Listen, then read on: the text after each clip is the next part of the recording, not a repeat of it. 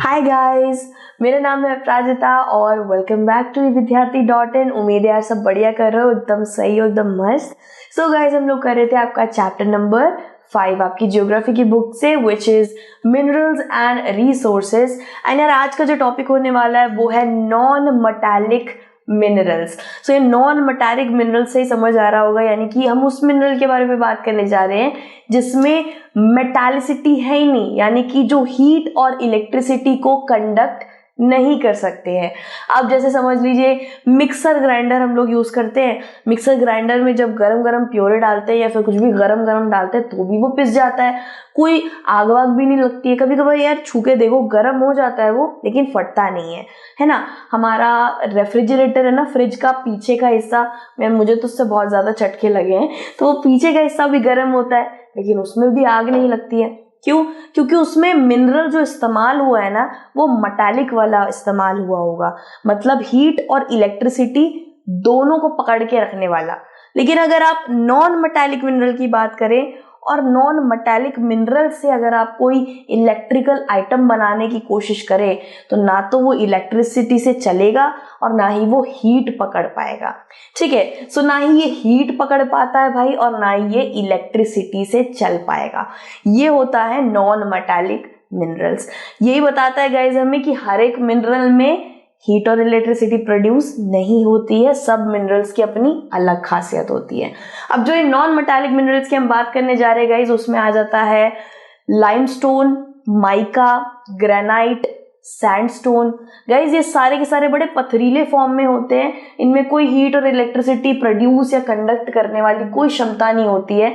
इनमें से ज्यादातर इस्तेमाल होते हैं बिल्डिंग के कंस्ट्रक्शन के लिए। और हम लोग जो यार जो पत्थर, चूना पत्थर देखा है ना सड़क पे पड़े रहते हैं कंस्ट्रक्शन से, मैं तो हटा के काफी ज्यादा गिट्टी विट्टी खेला है, वो होता नहीं 5 गिट्टी ऐसे करके, बहुत खेला है।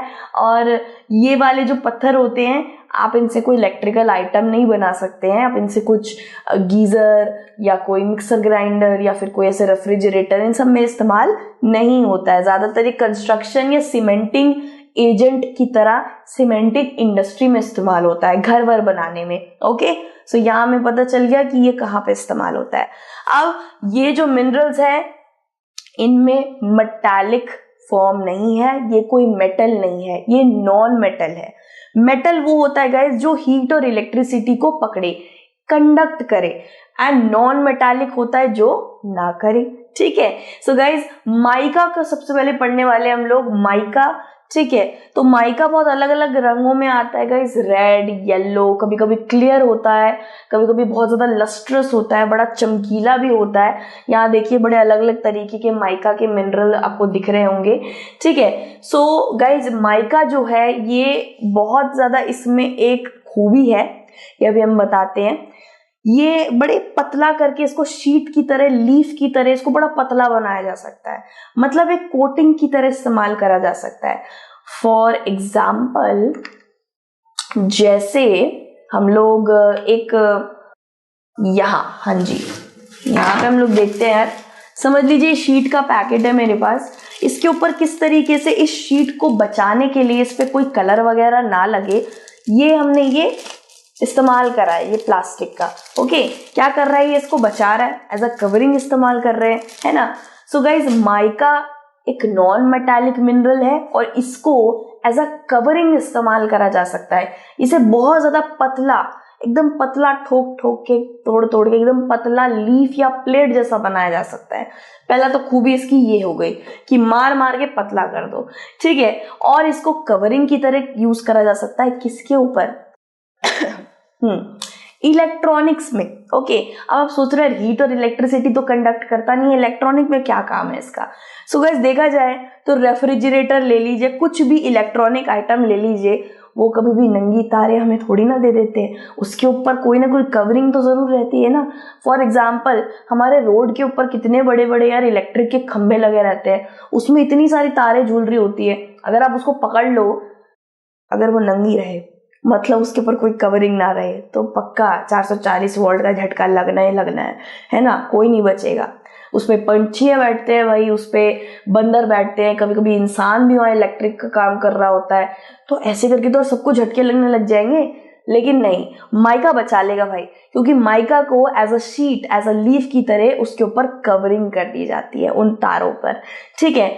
सो कोई भी इलेक्ट्रिकल आइटम है ना, उसके अंदर वो इलेक्ट्रिक इंडस्ट्री उसको प्रोटेक्ट करके भेजती है। गाइस कोई भी नंगी नंगी तारे, ऐसे खुली खुली तारे, तो हमको कोई ऐसे रेफ्रिजरेटर में खुली खुली तारे पड़ी हुई हैं, आप छुओगे सच में मर जाओगे।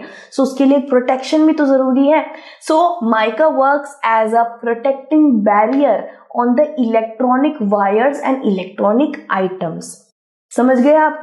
ये बहुत अच्छा इंसुलेटर है, ये बहुत अच्छा हाई रेसिस्टेंट वोल्ट को संभाल लेता है, ठीक है। मतलब इस पे कोई बिजली का असर नहीं होता। अगर समझ लीजिए बिजली लाइक इलेक्ट्रिक करंट मेरे पे गिर रही है और मैं खुद को माइका की शीट से ढक लूं, आई गेस मैं बच सकती हूँ, क्योंकि माइका के ऊपर कोई भी बिजली का प्रभाव नहीं पड़ता है। ये बिजली को रोकती नहीं है, मतलब ये बिजली के काम को नहीं रोकती है। इलेक्ट्रॉनिक आइटम भाई चलता रह जाएगा, लेकिन वो इलेक्ट्रिसिटी बाहर ना निकले, शॉक ना करे, एज अ प्रोटेक्टिंग बैरियर वो रहेगा। फॉर एग्जाम्पल गाइस, जब हम बर्गर खाते हैं तो बर्गर में टिक्की रहती है, प्याज का छल्ला रहता है, उसमें चीज रहता है, सबको एकदम प्लेस में रखता है, दबा के रखता है, बाहर नहीं आने देता बर्गर का बंद, ठीक है। So it works like that. So it can be clear, black, green, red, yellow, इसके बहुत सारे कलर होते हैं गाइस, ओके। एंड माइका को जैसे मैंने आपको बता दिया, इलेक्ट्रॉनिक इंडस्ट्री में एज अ प्रोटेक्टर इस्तेमाल होता है। ये हीट और इलेक्ट्रिसिटी कंडक्ट नहीं करता, बल्कि उसे रोक के रखता है। ये इतने बड़े बड़े भाई झटके मार देने वाले, ये देखिए यार, ये बंदा कैसे काम कर रहा है यहाँ पे, कैसे हाथ लगा ले रहा है। ऑब्वियस ही बात है, उसके ऊपर कोई प्रोटेक्टिंग बैरियर लगा हुआ, तभी तो वो छू पा रहा है, ओके। सो माइका बचा रहा है इंसान को उसको इलेक्ट्रिकल शॉक लगने से। यहाँ पे भी बहुत ज्यादा माइका कहीं ना कहीं लगा होगा, जिससे इलेक्ट्रिकल शॉक, हाई वोल्टेज, कितना भी वोल्टेज हो, वो रुक जाता है, ओके। सो देखा जाए तो ये डी इलेक्ट्रिक स्ट्रेंथ देता है हमको। डी इलेक्ट्रिक स्ट्रेंथ मतलब कि basically excellent D electric strength होती है इसके अंदर, मतलब इलेक्ट्रिक स्ट्रेंथ को काट डालेगा ऐसे। Low power loss factor, insulating properties and resistance, resistance मतलब कि हटाना, हाई वोल्टेज रेजिस्टेंस है बेसिकली इसके अंदर, कोई भी इलेक्ट्रिकल शॉक वॉक लगने से बचाता है। It works as a protecting barrier, okay. अगर आप बेसिकली देखो, अपने फोन को ही खोल के देखो, तो उसमें भी बहुत सारा इलेक्ट्रिक आइटम है और उसके ऊपर भी एक प्रोटेक्टिंग लेयर लगी है, कवरिंग लगी है, तभी तो हमको शॉक नहीं लग रहा, अदरवाइज हमारा फोन में एक तरीके से बॉम्ब ही है, ठीक है। सो गाइस, ये माइका के और क्या क्या यूजेज हो सकते हैं गाइस, मैंने एक टॉपिक करवाया था क्लासिफिकेशन ऑफ मिनरल्स, उसके अंदर आपको सारे यूजेज मिल जाएंगे, पेट्रोल से लेके माइका से लेके मैग्नीशियम तक सब पढ़ा दिया था वहां पे कि उसके क्या क्या इस्तेमाल होते हैं। चलिए माइका का बता देती हूँ मैं। माइका सीमेंट इंडस्ट्री में इस्तेमाल होता है, केमिकल इंडस्ट्री में, इलेक्ट्रॉनिक्स में इस्तेमाल होता है, जैसे मैंने आपको बताया किस किस में, एंड साथ ही साथ माइका को कॉस्मेटिक्स में इस्तेमाल करा जाता है। इसमें लस्टर होता है, इससे डस्ट, जो डस्ट गोल्ड डस्ट होता है एंड वो चमकीला चमकीला पदार्थ होता है भाई, वो भी बनाया जाता है, ठीक है। सो इसके लीडिंग प्रोड्यूसर्स है गाइस, छोटा नागपुर प्लेटू। छोटा नागपुर प्लेटू इज वेरी फेमस, ये हमारा छत्तीसगढ़ झारखंड में पड़ जाता है। और कोडरमा गाया, कोडरमा गाया Hazaribagh belt of Jharkhand. So Hazaribagh belt हो गया, कोडरमा गाया हो गया, और तीसरा क्या था, छोटा नागपुर प्लेटू। यहाँ पे आपको माइका भर भर के मिलेगा, ठीक है। Also produced in Ajmer Rajasthan, Rajasthan में भी मिलता है। नेल्लोर, नेल्लोर में भी मिलता है, Nellore southern part. Mica, okay, mica belt of Andhra Pradesh, Andhra Pradesh Nellore में भी मिलेगा, राजस्थान के अजमेर में भी मिलेगा, झारखंड में भी मिलेगा, ओके। सो लाइमस्टोन की बात करते हैं, जिसको हिंदी में बोलते हैं भाई चूना पत्थर। इससे काफी ज्यादा हमने खेला वेला होगा बचपन में और भूल गए कि एक मिनरल है, ठीक है। सो लाइमस्टोन की बात कर ही रहे हैं हम लोग, तो गाइज लाइमस्टोन सीमेंटिंग इंडस्ट्री में यूज होता है। जब भी आप लाइमस्टोन देखो, लाइक कंस्ट्रक्शन में ये पड़ा रहता है, सफेद रंग का पत्थर टाइप होता है। सिर्फ सीमेंट इंडस्ट्री नहीं गाइज, हमारी खिड़कियां बनाने में, टाइल बनाने में, फ्लोरिंग करने में, रूफिंग करने में, कह सकते हो पूरे घर को बनाने में इस्तेमाल हो जाता है, ठीक है। Along with that guys limestone, चूना पत्थर, यार इसके स्टैचूज भी बनते हैं, ओके। सो लाइमस्टोन बेसिकली एक रॉकी मिनरल है, रॉकी पथरीला मिनरल है, ओके। आराम से टूट सकता है, आराम से इसका पथरीले से चूरचूरा फॉर्म बन सकता है। And it consist calcium carbonate and magnesium carbonate. ठीक है, सो इसके अंदर जो होते हैं और भी कंपोनेंट होते हैं, जैसे मैग्नीशियम कार्बोनेट और कैल्शियम कार्बोनेट, ये दो छोटे छोटे भाई इसके अंदर मिले हुए रहते हैं। It is basic raw material guys, it works as a raw material. Okay, cement industry के लिए रॉ मटेरियल है। जैसे पेपर किससे बनता है? पेपर बनता है पेड़ से। पेड़ हुआ रॉ मटेरियल, पेड़ नहीं होगा तो पेपर भी नहीं बनेगा।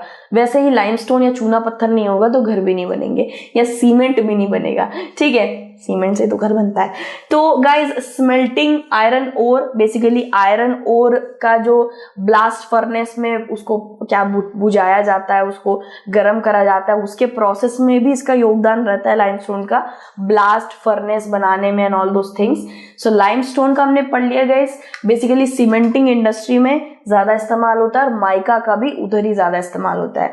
लेकिन माइका का एक इस्तेमाल सबसे ज्यादा इलेक्ट्रॉनिक एरिया में होता है as a protecting barrier, because it has high voltage resistance, dielectric strength. ये आपको याद रखना है।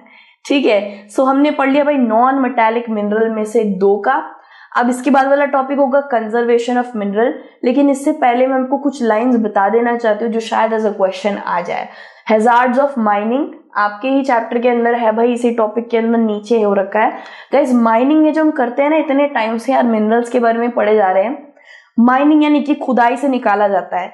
अब खुदाई करते वक्त जब आप ऐसे करके लात मारते हो तो भी मिट्टी उड़ती है, तो ऐसे करते हो ना, तो सोचो यार माइनिंग से कितनी मिट्टी उड़ती होगी। So first thing, air pollution होता है माइनिंग से। दूसरा, जो भी लोग माइनिंग में काम कर रहे होते हैं, देखो पैसा तो ज्यादा नहीं मिलता है but they have to do, क्योंकि उनको वही काम आता है। सो ये जितने भी लेबर होते हैं इनकी जान पे भी बना रखी होती है, क्योंकि ये सारा का सारा जो ये हैजार्डस खतरनाक फ्यूम्स होते हैं वो उनके इंटरनल ऑर्गन्स को डैमेज करते हैं और उन्हें पल्मोनरी डिजीज होने के चांसेस रहते हैं। कभी कभी तो वो लोग ऐसे बेहोश भी हो जाते हैं फ्लोरिंग करते वक्त, या फिर गिर जाते हैं कहीं पे। बहुत रिस्क रहता है उनकी जान पे, साथ ही साथ इन्वायरमेंट पे तो रहता ही है, क्योंकि नदियों में ये फ्यूम्स और नदियों में ये गंदगी जाके वेस्ट वगैरह जाके मिल जाती है। हाँ, वेस्ट कैसे मिलेगा गाइस? मिनरल्स जब निकाल लिए जाते हैं तो बाकी जो वेस्ट बचता है वो लोग वहीं छोड़ के भाग जाते हैं। बारिश होगी, वो चीज वहां से नदियों में जाके मिल जाएगी, तो नदियाँ, स्ट्रीम्स, झरने, पॉन्ड गंदे तो होंगे। So water pollution, air pollution हो रहा है, साथ साथ एनवायरनमेंट को भी खतरा हो रहा है, और इससे अर्थक्वेक भी होता है, क्योंकि इतनी ज्यादा नीचे ड्रिलिंग होती है, क्वारिंग होती है, ऐसी एक्टिविटीज से हमारे नीचे की लिथोस्फेरिक प्लेट्स भी हिलती हैं। और जस्ट कल या परसों ही भूकंप आया है, that was about 6.6 Richter scale पे। ठीक है, सिस्मोग्राफिक। तो इसके बाद वाला जो आ रहा भाई सामने है आपके, कंजर्वेशन। अब तब से हमने मिनरल के बारे में पढ़ा है, मिनरल को बचाना भी है, उसके बारे में पढ़ना है। तो दूसरी वीडियो में मिलते हैं। जय हिंद एवरीवन, टेक केयर, बाय।